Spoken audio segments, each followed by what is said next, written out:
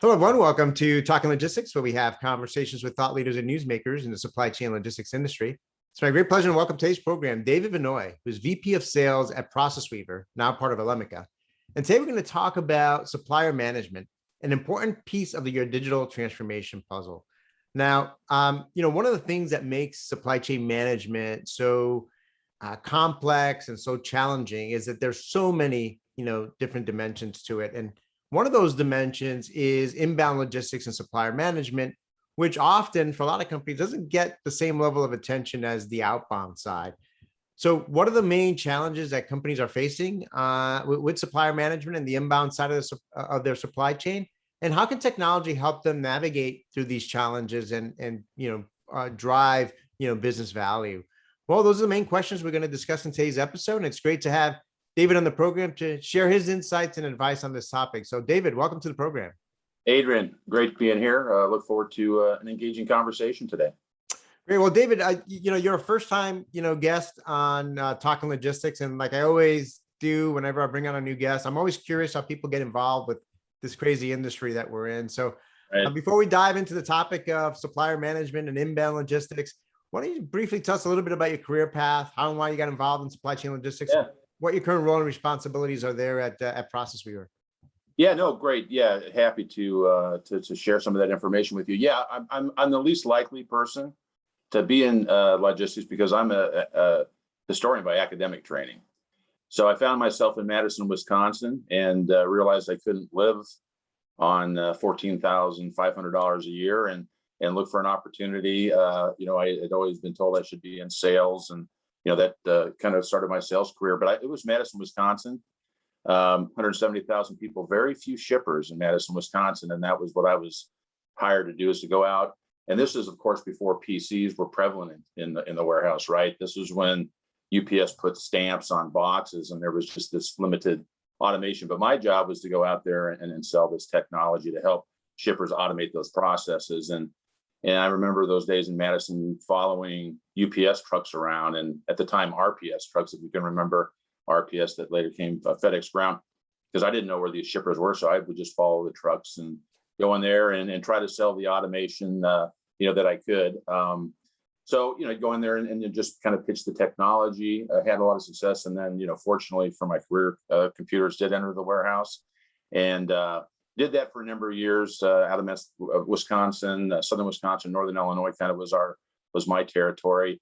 From there, I bought a company in Dallas that was a reseller for a prominent shipping software author, and started that company back in 1995, which I later sold. And that was where we started to kind of move into automated shipping from the outbound perspective, but operating as a plugin or an extension to ERP, and had a lot of success there. That company was later purchased. I was with that organization for a couple of years, and then did another startup with a company here in Dallas, where I then became a reseller for ProcessWeaver. So that's where the marriage with ProcessWeaver took place. Had a lot of success with our native SAP shipping solution, and it was the only thing in the marketplace, and just had a lot of success. Served, then came on board officially, I guess probably 9 years ago, and served as vice president of sales. Eventually, just prior to the acquisition by Elemica, as executive vice president of ProcessWeaver. And then, Elemica happened, and it's been great serving now as vice president of sales for ProcessWeaver to extend the entire ProcessWeaver Elemica transportation management platform. So that's from cracking open a history book to selling supply chain technologies. That's the short version of that. Well, that's great. And that's why I always ask this question, because I can tell you that the vast majority of people that we have in this program did not get their start in supply chain logistics. They not start, study supply chain in college. You probably are the first historian by background to be on the program. We did have a teacher who started out as a teacher, high school teacher, on the program as well. So, it's great. Myself, longtime listeners know that I'm a materials science engineer, by background. So, it's interesting how so many people from so many different backgrounds ultimately find their way into supply chain and logistics, and I think it's great because I think we all provide some different perspectives on the industry and maybe where some of the opportunities might lie. And who knows, maybe when this is all said and done, David, with your history background, you can write a great book on the history of supply chain management at one point. Yeah, I mean, it could be. I mean, it's a very simple thing to write, right? And it's constantly changing, as this past 18 months have shown. And so let's get into the topic now. I mean, obviously in your role, you get to talk to a lot of customers and a lot of prospects out there. So what are the main challenges that companies face with supplier management and the inbound side of their supply chain? Yeah, I mean, it's something that we didn't fall into at ProcessWeaver. We have a large SAP customer base, and our solution was primarily a native SAP solution. Eventually, it branched into other ERPs. But when we would go in and talk to transportation professionals, it was always about the outbound, and we'd known about the difficulties with inbound management of goods because there's no visibility. The supplier compliance was horrible. And it was just very disruptive for their overall supply chain management of both inbound and outbound. So we were in the business to help manage the complexities of outbound multimodal, multi-carrier shipping. So we just thought, well, why don't we just turn our platform around and extend that out to the supplier community, giving them the same tools that any business would have to effectively manage their outbound shipping operations. And so, that's kind of where it started. And then it just caught on with a couple of big customers that saw, significant value. And what I found, and I don't know, maybe you wrote this or I've read it from, analysts. I can't remember where they came from, but about, 40% of transportation spend is on the inbound side of it. So it was stuff that we were leaving on the table. We really didn't. And then, the light bulb, turned on. So, we found out and kind of uncovered these challenges and have built the platform out over the years because the supply chain executives that we were talking to, they were looking to, control costs. But it was really about the difficulty of the suppliers staying compliant with routing guides. So these big retailers would send out routing guides. They'd have them on their website, keep their fingers crossed that the supplier community would adhere to that. And they didn't have KPIs on supplier performance and the lack of automation, with ASN labels, and it was just a nightmare for them, especially with big box retailers, which is kind of where we started. And then it was the visibility. They had no visibility. So, with inbound coming into the distribution centers, they didn't know what was coming in on any given day. So it was hard to plan. And now with drop shipping, where suppliers are drop shipping, they don't have any of that. So, those are the challenges that we talked about. I think we rolled the product out about 6 years ago, and they're still even more so now, right? With the changes in supply chain operations, the need for visibility is massive, and our platform, or these types of platforms, are invaluable for that. Yeah, no, it's interesting. Visibility always comes up in the conversation, right? And again, when you talk about outbound, visibility is put into the perspective of, well, the customer always wants to know, where's my shipment, where's my order, and being able to have that, provide the customer with that visibility, and also have that visibility to, the status of orders and shipments, to be able to be more proactive in terms of resolving issues is critical. But as you just mentioned, that's critical on the inbound side as well, right? So if you're talking about, understanding what's coming into the warehouse to be received, if you're blind to that, it's very difficult for you to plan your resources, to plan your work schedules and your work processes, around that. And then I think the other point you brought up, which I think particularly with parcel and small package shipping, is the whole compliance aspect of it and ensuring compliance. I mean, there's a lot of not only compliance with the labeling and all those aspects of it, but if you're not compliant to the routing guide, you're basically, leaving money on the table. You're losing money but by not taking advantage of those negotiated rates. And again, yes, I mean, obviously one of the big things out of the pandemic has been the explosion of e-commerce. And that has driven a lot of, a lot of business, but also, if you haven't gotten those aspects of your inbound process right and automated, If it was a pain point in the past, I'm sure it's a pain, even a greater headache today, right? Yeah, no, I mean, what we're seeing, and this is certainly analysts have written on this, is we see within the companies that we talk to, and we have a lot, a lot of multinational large organizations, but we also have a very large SMB or mid-market practice. And that's what they're saying all the time. We're seeing big freight becoming small freight. We're seeing big DCs becoming smaller DCs, all because, of the Amazon effect of you need to be close to the customer and all of the final mile stuff. So we do see our customers, and our customers are all over the place from ocean and air freight shipment down to parcel, but we are seeing an uptick on what would historically be referred to as B2C e-commerce. Now it's B2B e-commerce, and they're taking on these business personas of being an e-commerce company because they've got to get the right item to the right customer at the time and place they need it to be. And they got to be, 100% right all the time, because the expectation, if I'm going to buy $1 million part from you, and I'm going to buy $11 item on Amazon, and I get perfect user experience with Amazon, I expect the same. And it's all driven by the data, right? It's all, getting the information to those who need it when they need it 24/7, 365. Yeah, no, absolutely. And you mentioned it before, even the inbound side is becoming a hybrid outbound side, because if you're doing drop shipping, right, you're basically relying on your supplier to ship that order directly to the customer. But if you don't have visibility to it, and no KPIs around that, it's very difficult for you to manage that customer experience for your customer, right? Because now you're dependent on that supplier to really deliver that customer experience on your behalf. So I think that's a great insight there, that's becoming part of this as well. So how can technology ultimately help in this? And you touched a little bit about it, but when you look at those challenges and problems we talked about, what are some of the then capabilities that companies ought to look for in a solution to help align with addressing those challenges? Yeah, so there's a lot of challenges and some interesting things that we've uncovered having several large companies, and by large I'm talking about companies that have anywhere from 5,000 or 6,000 suppliers, on these platforms. One of the things that I never really thought about when we originally launched this program is that with these platforms, you no longer have to give your carrier account numbers out.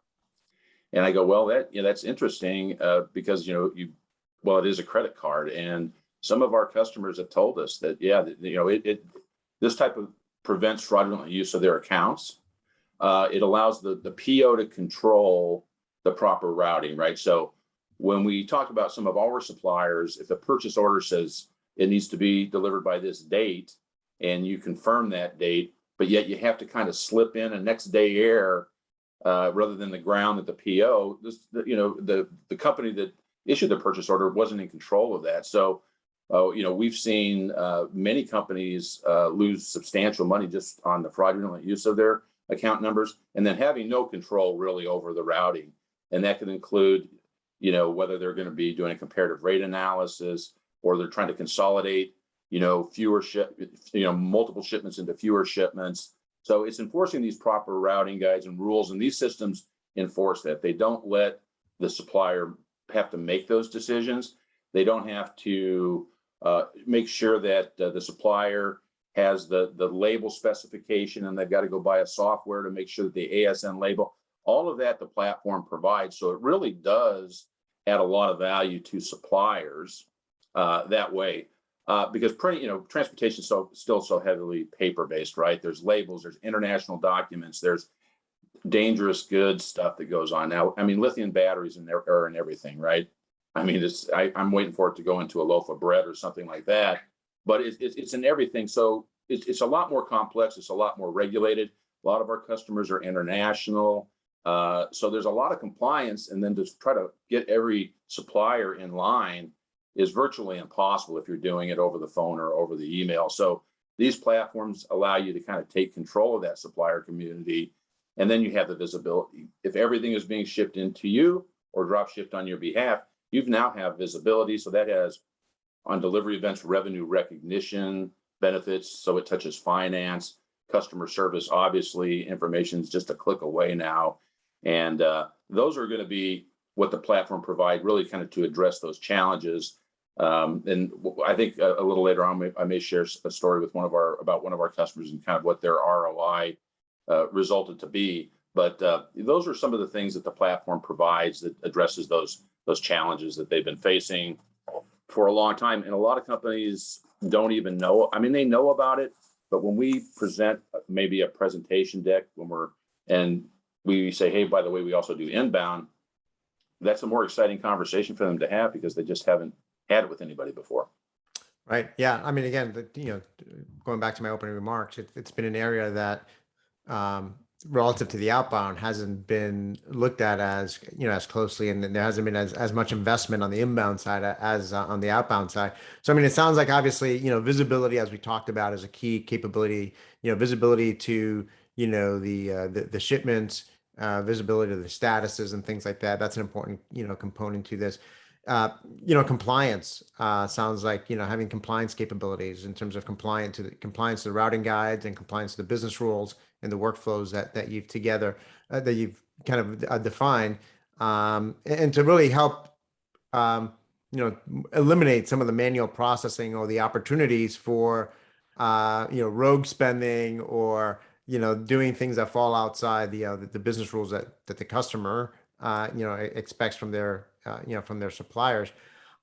So you mentioned customer example. Well, can you share kind of a customer example of kind of how the technology has helped them to improve their supplier process? Yeah, the one that comes to mind, it's a large aerospace company that would be recognizable, but they never let us mention their name. But they were having those challenges, right? And this is one of our older customers, and they were seeing a lot of fraudulent use of their account numbers. They had no control over what carrier or what level of service, I should say, what carrier service combination was going to be finally realized when they saw the carrier invoice come in for that particular shipment. And so they spent about 1.5 years onboarding pretty close to, I think at last count, about 5,500 suppliers. Now, they were a big enough company to enforce that on their suppliers, because that's the biggest challenge with these types of platforms, is to get small suppliers are easy to force. Big suppliers that have invested $3 million in a TMS don't want to separately go to a portal, and we have solutions to work around that. But they wanted their POs filled correctly. They had to have the KPIs. They were tasked with it from the top down to reduce transportation spend, and they had a staff, because of that large supplier community. Their staff was huge, trying to find out where a package was. Why is your ASN label not coming in? I'm not even talking about the EDI stuff. And that's what, Elemica brings to the table after the acquisition, is all the data that's exchanged electronically. When we first started this, ProcessWeaver kind of avoided EDI, right? We kind of did the poor man EDI. Our ASNs were emails that went out, but that was more than they had. So, these platforms allow collaborations as well between buyer and supplier. So our portals will actually allow somebody to go in and say, I am shipping this from this line, and the expected ship date is this. So there was a lot of collaboration that went on that this aerospace company wanted to perform, and they wanted collaboration. Not only did they want the supplier to comply with the routing instructions, but they wanted a collaborative platform that said, okay, now we know that you're going to ship on this date. Well, that was updated into their SAP system. So now, the buyer has all of this information, and then when it's actually executed, there's a platform that did everything. It did comparative rate analysis. It looked for opportunities to consolidate parcel shipments into an LTL move. So that type of automation really helped them have visibility even before the package got on or the skid got on the truck, for the visibility aspect of it. So when we launched that, again, I think now they're up to about 5,500 suppliers. They did a presentation for us at a conference, and they showed the ROI analysis that in the first year they saved over $1 million. And that was just on the carrier service level, getting rid of the ability for suppliers to go to an expedited service versus the ground that the PO did fraudulent use. And then they hadn't yet in that $1 million quantified the internal ROI for just having visibility, which a lot of times companies have a hard time quantifying that, but it usually comes down to reduced headcount, and people just working more efficiently, because we know transportation touches virtually every aspect of the business, from finance. And that got us into the understanding the customer service aspect of it, the finance aspect of it, which just allowed us to build out the platform's capability to touch more parts of the business. That's a great, case study. And the last point you brought up, I think is important too. Probably the easier part to quantify is you can see, okay, how much did we spend last year on transportation on the inbound side? And then how much after implementing this technology, how much, did we reduce those expedited shipments or those more expensive shipments?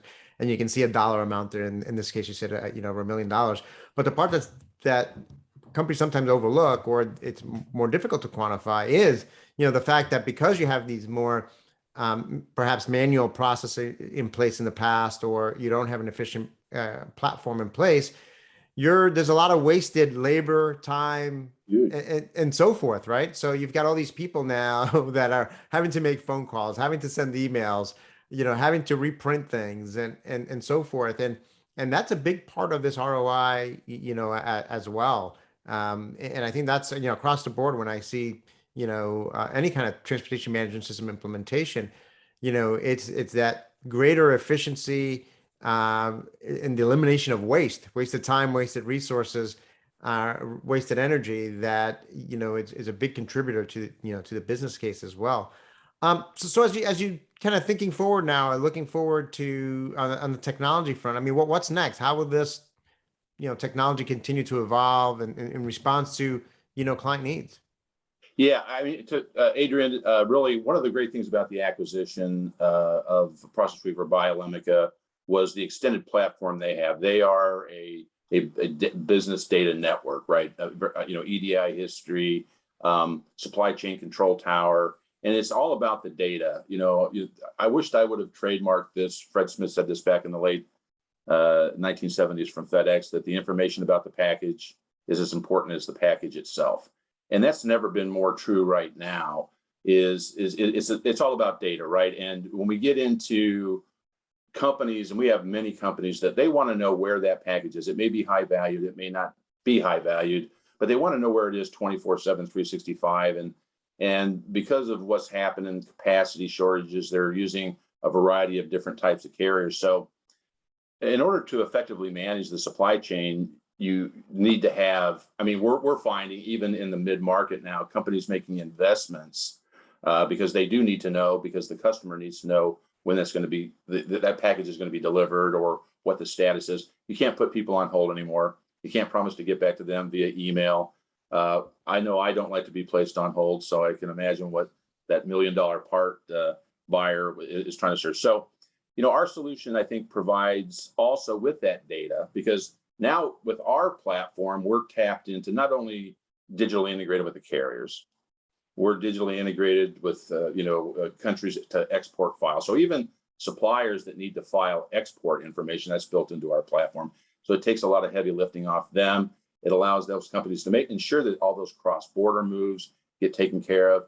And then it's about supply chain control tower, which is really one of the more exciting parts of the Elemica acquisition for me, is that having access to that data, tapping into the carriers, maritime data, because that gets us into predictive analytics, right? So I know when I order a pizza, I love to know that the Domino's driver is 5 minutes away. So with these predictive analytics, it's hugely beneficial to know that if there's going to be a delay of a vessel because of something, it just allows you to plan better and to compensate, and maybe to take a short-term next day air freight shipment so that this particular facility doesn't go down, rather than waiting for things to come in. So, GPS data on trucks and all of that information is coming in. And to be honest, 4 years ago, we were really talking about TMS outbound. We probably spend as much time, if not more, now talking about not necessarily inbound, but data as a whole. And so outbound is great, but if you have outbound and inbound data together, you're covering import, export, and all of these other areas. So for me, it's sooner or later the true realization of blockchain and IoT and the value of information in these data lakes, and just how, because I've always known that logistics and transportation information touches virtually every aspect of the business. It's more important to be globally competitive right now, at least from the companies that we talk to. And we talk to startups that want to be global, and they're making investments, surprisingly so, because what we've seen with COVID and that kind of that black swan event disruption is you now have to plan for the next one. It may not be, anything related to a virus, but it could be an economic downturn, and with capacity shortages and all that,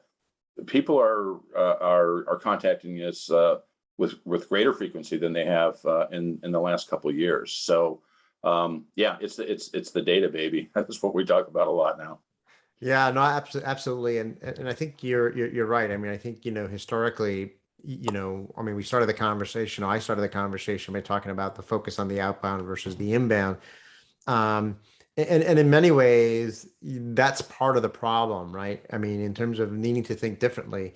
Yes, there are unique challenges and things that happen on the inbound side that's different than the outbound, and vice versa.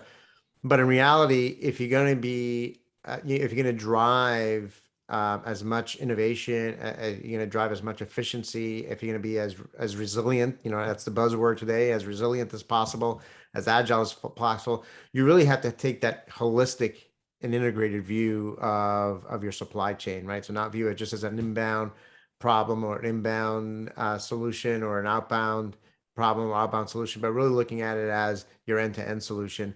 And that incorporates a lot of the the data that underpins everything, if you will, and then all these emerging technologies that you talked about that they're going to help leverage that data to improve that whole end-to-end picture there. So well, David, as a way to wrap up, then, I mean, what questions should companies ask themselves to assess whether they're a leader or a laggard with regards to supplier management? Yeah, I think it's, I mean, the first thing that we find when we go in and we start talking about it is, because they're asking, what do I need to look at inside of my business? And one is, are your suppliers complying? When you issue a purchase order that says it needs to be here, this method of shipment, what is that compliance? Well, without the data, you can't measure that. So that generally gets them to start thinking about data more. So, are my suppliers complying? Do I have an unnecessarily large number of people that are having to do these emails, and making sure that ASN labels are in compliance? Because the other part of that, obviously, is the automation of the receivings of goods into the distribution centers as well. I would also say, yeah, I mean, are they complying with shipment dates? I mean, that's a real big part.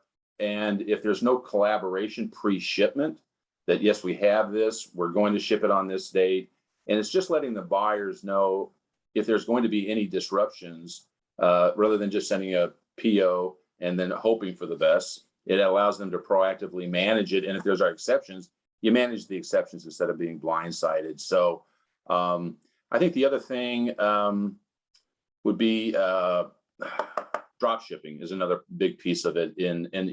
Am I increasingly using suppliers to drop ship to shorten the channels to the customer? Do I have visibility of that? Are we recognizing revenue on delivery, which a lot of our customers do? And so it has very positive revenue recognition. So we generally do touch into, really, especially into the finance, into the buy side, the procure to pay side. And are there occasions where we see fraudulent use? I mean, the purchase order said UPS ground, but they did, UPS early AM. And the product that I ordered for them was, had a profit of $10, but it cost me $310 to get the freight in. And without those kinds of controls, so I think it's just, it's looking at your carrier bills and, through auditing, finding out what's wrong. But I think companies know who their good suppliers are, because a lot of those are already on EDI and they're doing ASNs and all of that. And that's going to be their 20%, right? 80% of their goods coming from 20. It's the other ones, it's the smaller suppliers who are problematic.